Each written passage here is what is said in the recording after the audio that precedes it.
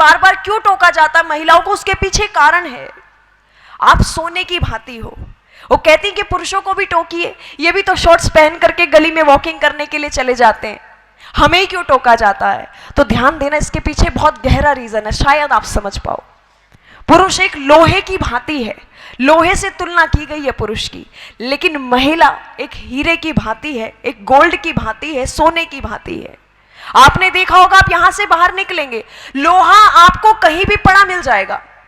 जहां कहीं भी आपको पता चले कि लोहे का काम यहां होता है, तो दुकान से बाहर पड़ा हुआ है, कहीं भी रास्ते में पड़ा हुआ मिल जाएगा, उसकी कोई देखरेख के लिए सिक्योरिटी वगैरह नहीं है। लेकिन जब आप कोई ज्वेलरी खरीदने के लिए जाते हो, गोल्ड और डायमंड की, तब भी यही स्थिति होती है क्या?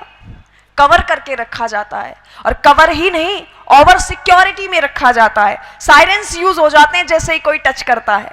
लेकिन यहां स्थिति विपरीत आई, आप सोने की भांति हो। और मुझे समझ नहीं आता कि हमें छोटे ड्रेसेस पहनने में ही क्यों स्वतंत्रता चाहिए?